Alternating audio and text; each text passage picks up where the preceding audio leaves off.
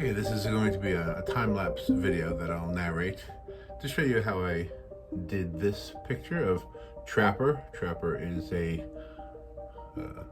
cartoon character from a children's book, and Trapper is kind of a trapeze artist, and he's falling into the water. And I'm going to show you how I did this in time-lapse, and I'll narrate it. Here we go. Okay, so there is Trapper and the finished illustration.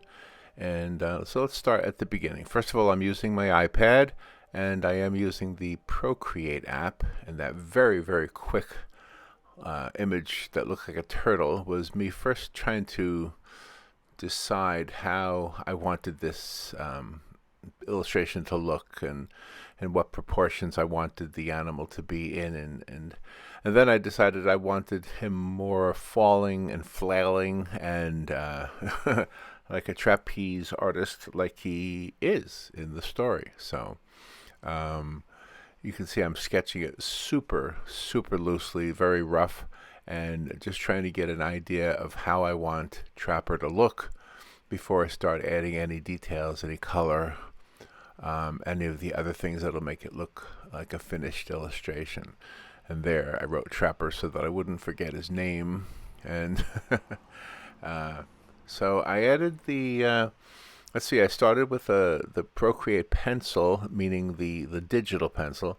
The physical pencil I'm holding while I'm doing this is the Apple Pencil. But Procreate pencil is a digital pencil that's part of the Procreate app.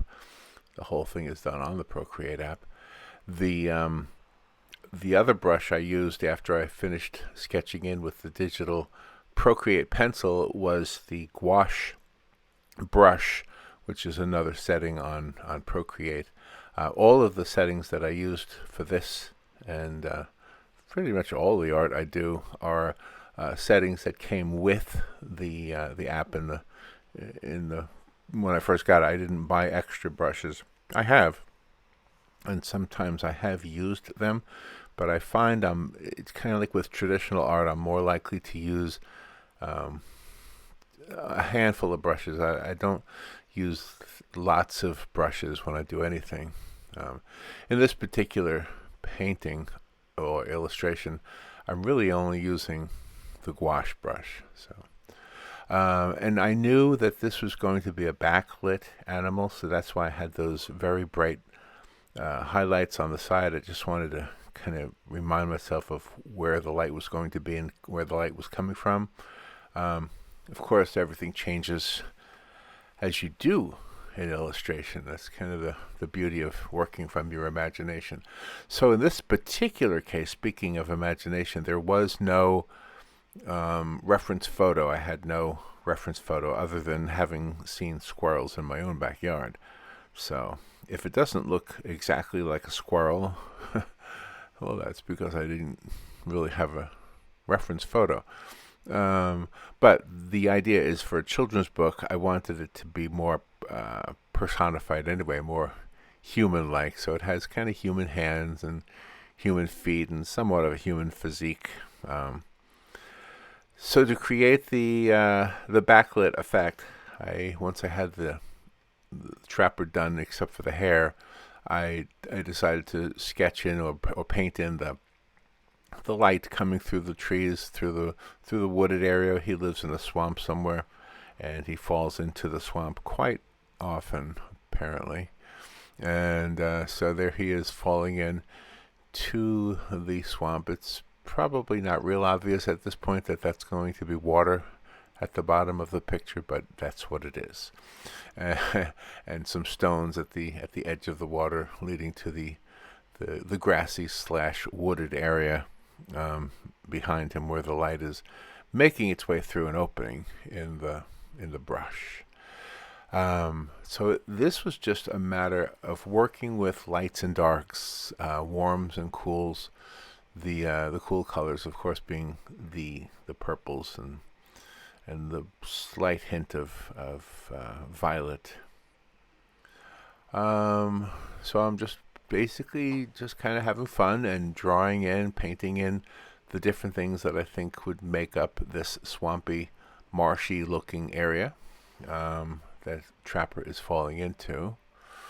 And there's a couple of, most of it is regular, just painting, but there are a couple of digital tricks that I used.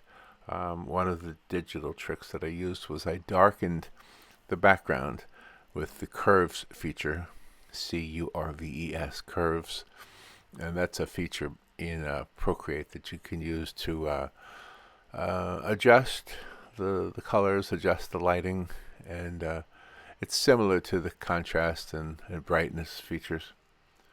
It's different but similar. It's more of a graph, more of a wave kind of a feature.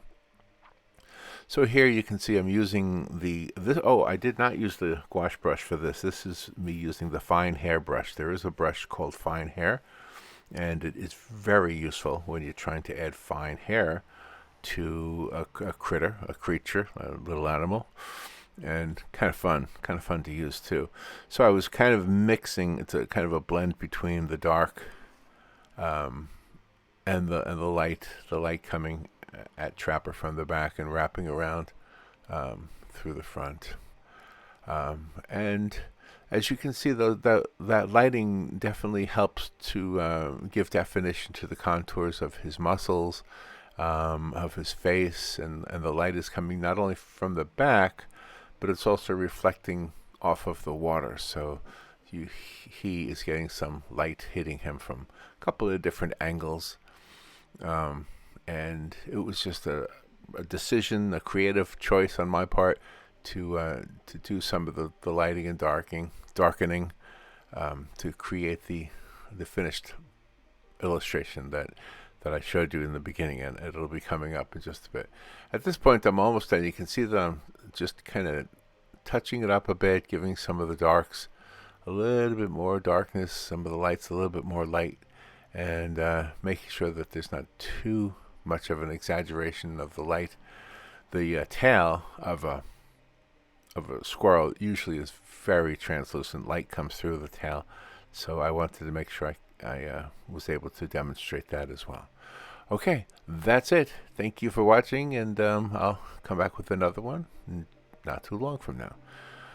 And there he is. There's Trapper. All right, that's it. Bye.